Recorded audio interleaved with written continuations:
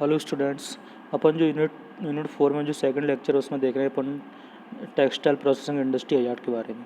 देखिए सबसे पहले अपन ये देखते हैं कि टेक्सटाइल इंडस्ट्री तो ठीक है, मतलब उद्योग जो कपड़े वाले उद्योग हैं उनमें जो हजार्ड्स क्रिएट होते हैं उसको पढ़ना है। लेकिन उससे पहले अपन इंडस्ट्री हजार्ड को देख लेते हैं, इंडस्ट्री हजार्ड में क्या क्या आता है ना। तो इंडस्ट्री हजार्ड की बात करते हैं तो उसमें अपना जो केमिकल हजार्ड और फिजिकल हजार्ड और बायोलॉजिकल हजार्ड्स, इनको उसमें अपन स्टडी करेंगे, है ना, इंडस्ट्री हजार्ड में। तो इंडस्ट्री है कंसिस्ट ऑफ 4 प्रिंसिपल हजार्ड, मतलब जो इंडस्ट्री हजार्ड के ऊपर अपन देखा जाए तो इसमें जो 4 प्रिंसिपल अपन उसको इंक्लूड करते हैं वो कौन कौन से हैं। तो वो अपना फर्स्ट है अपना रॉ मटेरियल, है ना, रॉ मटेरियल हो गया, है ना, बेस्ड प्रोडक्ट हो गया, है ना, इंटरमीडिएट्स जो भी अपन यूज कर रहे हैं वो। उसके बाद देन जो फाइनल प्रोडक्ट बनता है ना। तो ये जो प्रोसेस होती है उसमें जो भी अपना जो भी हजार्ड्स क्रिएट होते हैं तो भी सारे प्रिंसिपल्स अपन को इंडस्ट्री हजार्ड में अपन कंसिडर करते हैं। ठीक है। The hazards encountered are fire, explosion, toxics, release and environment damage. तो उसकी वजह से क्या होता है, मतलब जो हजार्ड्स इनकाउंटर्ड होते हैं उसमें क्या होता है, फायर होता है, एक्सप्लोजन होता है, टॉक्सिस रिलीज होते हैं एंड इन्वायरमेंटल डैमेज होता है। तो ये सारी चीज़ें उसमें होती हैं। उसके बाद देखते हैं कि दिस इज फायर की बात करके, this is a most frequent hazard, however the consequence generally less. The effect of fire on people usually takes the form of a skin burn and usually dependent on the exposure time and the intensity of the heat, है ना। तो जो fire है उसकी जो intensity होती है और उसका जो टाइम होता है, मतलब फायर का, वो डिपेंड करता है कि फायर मतलब हार्मफुल कितनी है ना, कितना उसका इम्पेक्ट रहेगा। ठीक है। तो जो फायर होता है, fire can also produce toxic fume, acrolein, carbon monoxide और साइनाइड्स, जो गैसेस उसमें क्रिएट होती हैं, जैसे गैसेस प्रोड्यूस होती हैं, टॉक्सिस गैसें, तो उनका मेन इफेक्ट पड़ता है ना। Physical structure can be damage either by an intensity of the heat और कम्बशन, है ना। It may also have an effect on essential service like power and instrumentation which can causes an escalation of the incident. तो जो fire होती है उसकी वजह से क्या क्या मतलब दिक्कत क्रिएट होती है। जो पावर है अपने इमरजेंसी पावर अपने यूज, जो असेंशियल पावर्स मतलब असेंशियल है अपने जो पावर, वो इंस्ट्रूमेंटेशन काम करना बंद हो जाते हैं। तो ये फायर की वजह से होता है सारा कुछ, है ना। एक्सप्लोजन की बात करते हो, एक्सप्लोजन में अपने देखे explosion just like a bang bang, है ना, बैंग मतलब एकदम से बैंग हो जाता है। ठीक है। तो जो एक्सप्लोजन है उसमें क्या अपने गैस एक्सप्लोजन और डस्ट एक्सप्लोजन के बारे में पढ़ेंगे, गैस एक्सप्लोजन और डस्ट एक्सप्लोजन। तो देखिए there are different types of explosion, ये अपने बता दिए, गैस एक्सप्लोजन और डस्ट एक्सप्लोजन।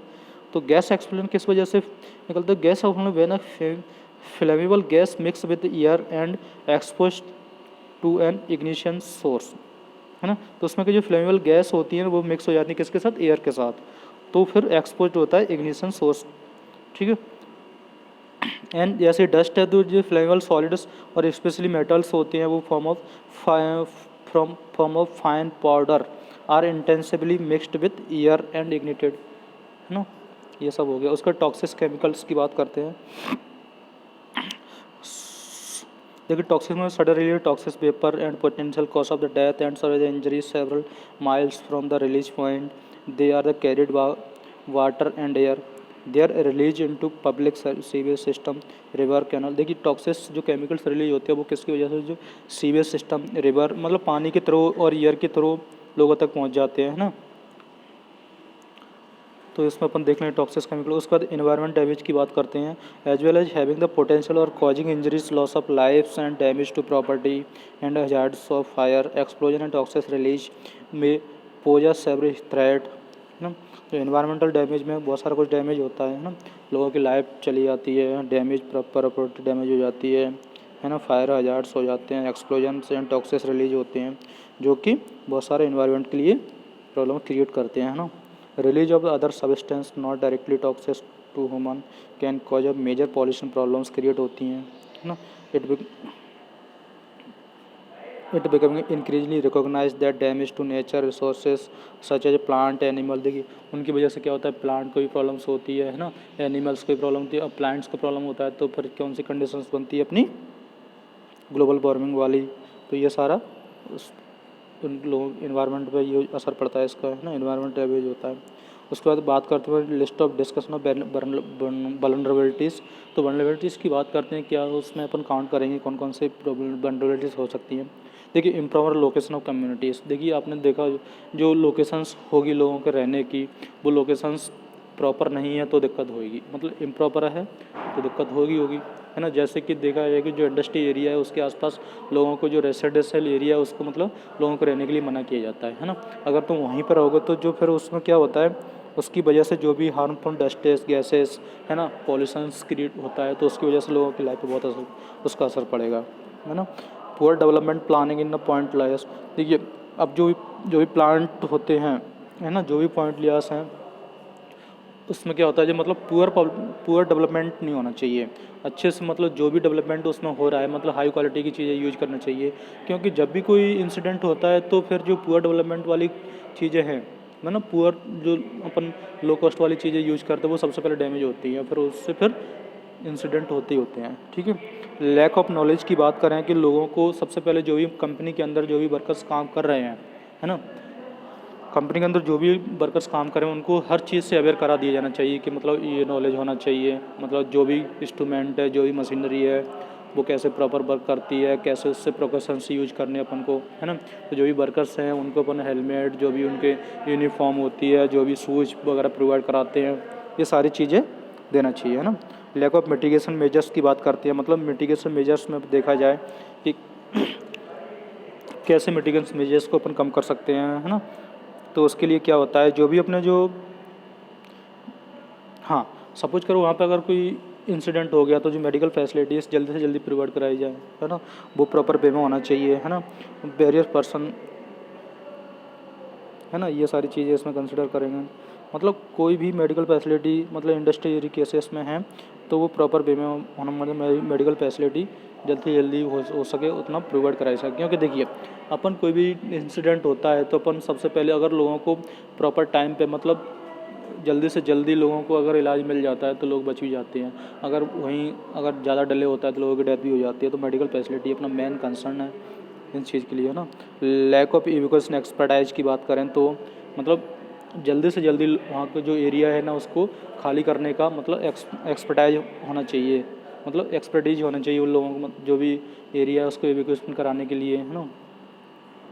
उसका ट्रांसपोर्टेशन रिस्क, मतलब ट्रांसपोर्टेशन के लिए जो प्रॉब्लम्स होती है वो रिस्क नहीं होना चाहिए। अगर सपोज करो ट्रांसपोर्टेशन की इमरजेंसी में नीड है तो जल्दी से जल्दी अपन ट्रांसपोर्टेशन फैसिलिटीज़ हैं उसको अपन जल्दी से जल्दी यूज कर सकें, है ना। उसके बाद देखते हैं अपन हाउ टू रिड्यूस रिस्क। अब अपन रिस्क को कैसे रिड्यूस कर सकते हैं, जैसे अपन डिजाइन में प्री मॉडिफिकेशन रिव्यू की बात करें, सपोज करो अपन कोई भी इंडस्ट्री बना रहे हैं या कोई कुछ भी ले रहे हैं तो उसका एक लेआउट होना चाहिए कि प्रॉपर लेआउट होना चाहिए, उसमें क्या फैसिलिटीज़ प्रोवाइड कराई जाए, क्या मटेरियल सिलेक्शन यूज किया जाए, उस पर रिसर्च करें कि उससे उसकी वजह से क्या टॉक्सिस क्रिएट होते हैं, क्या टॉक्सिस केमिकल्स निकलते हैं, है ना। तो ये उस सब पे प्रॉपर वर्क होना चाहिए, उसका एक रिव्यू टाइप का लिया जाना चाहिए, है ना। और सबसे fever chemicals should be stored, मतलब कम से कम केमिकल्स को स्टोर करें, है ना। और reduction in inventory will automatically means less damage of if an accident to occur, जिससे कि कम से कम डैमेज हो, ये सारी चीज़ें, है ना। उसके बाद केमिकल रिस्क असेसमेंट के बाद केमिकल और acid based on the compatibility, flammability और टॉक्सिसिटी, एक्सप्लोजन, हजार्डस स्टोरेज, ये सारी चीज़ें होनी चाहिए, है ना।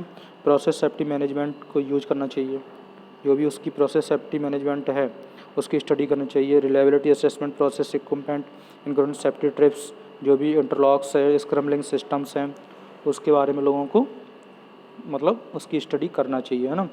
सेफ्टी ऑडिट की बात करें, है ना, इमरजेंसी प्लानिंग कौन कौन सी यूज करेंगे वो सारी चीज़ें अपन प्लानिंग के तहत अपन देखेंगे। ट्रेनिंग, प्रॉपर ट्रेनिंग एम्प्लॉय को दी जाए, है ना। और प्रोटेक्टिव सर्विसेज हैं मतलब उनको देना, है ना, शुड बी डन, प्रोटेक्टिव जो भी सर्विसेज है उनको करना चाहिए, है ना। अब public corporation on the road, जब भी देखा जाए अपने केमिकल से रिलेटेड जो भी टैंक्स होते हैं, है ना, अगर पॉइजन्स है उनके अंदर तो जो पब्लिक का कॉर्पोरेशन होना चाहिए रोड पे, मतलब सपोज करो जो भी टैंक जा रहा है, सपोज वो अचानक से उसके अंदर कोई विस्फोट हो गया या टैंक मतलब फॉल हो गया, मतलब गिर गया एक्सीडेंट के, तो उससे बहुत सारा डैमेज हो सकता है, तो लोगों को उसके प्रति मतलब उससे दूर रहें, है ना। पब्लिक को अवेयरनेस होना चाहिए हर चीज़ की, पब्लिक को मतलब ये सारी चीज़ें बता देना चाहिए कि इसकी वजह से ये लॉस होगा, मतलब इतना पोटेंशियल रखना चाहिए कि उससे कैसे बचा जा सके। तो सिंपल सी बात है कि लोगों को अवेयर होना चाहिए सारी चीज़ों से। प्रॉपर स्टोरेज ऑफ हजार्डियस, मतलब जो हजार्डियस मटेरियल है उसका स्टोरेज कम से कम करे और प्रॉपर स्टोरेज करे, बट वहाँ पे जो भी एनिमल, कोई भी एनिमल हो चाहे चिल्ड्रन हो, वो उससे दूर रखें उसको, है ना। तो ये सारा प्रॉपर स्टोरेज के अंदर आ गया, ठीक है। तो उसके बाद अपन थर्ड लेक्चर अपन टेक्सटाइल इंडस्ट्री हजार्ड को पढ़ेंगे, ठीक है। ओके, अभी के लिए थैंक यू।